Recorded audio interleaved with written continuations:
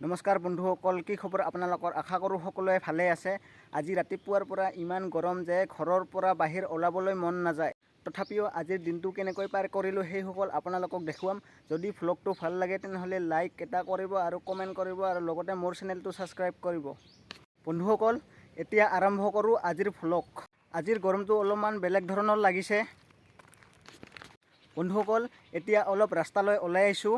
চাওকচোন আজিৰ আকাশখন কিমান পৰিষ্কাৰ আৰু ৰ'দটো কিমান তীব্ৰ।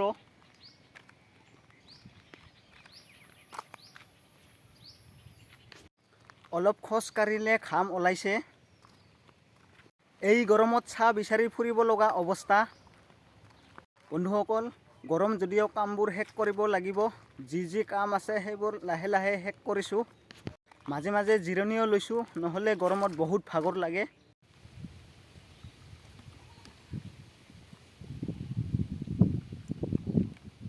বন্ধুসকল, এতিয়া মই অলপ পানী খাই ল'লোঁ। এই গৰমত বেছি পানী খোৱাটো বহুত প্ৰয়োজনীয়। আপোনালোকেও নিজৰ স্বাস্থ্যৰ যত্ন ল'ব আৰু বেছি সময় ৰ'দত নাথাকিব।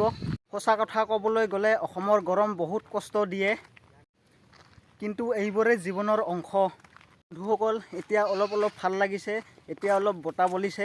গোটেই দিনটো গৰমৰ মাজতেই পাৰ হ'ল, কিন্তু এতিয়া অলপ আৰাম অনুভৱ কৰিছোঁ। আজিৰ ভ্লগটো ইয়াতেই শেষ। নতুন অসমীয়া ভ্লগৰ বাবে মোৰ চেনেলটো ছাবস্ক্ৰাইব কৰিব। আকৌ লগ পাম পৰৱৰ্তী ভ্লগত। সকলোকে ধন্যবাদ।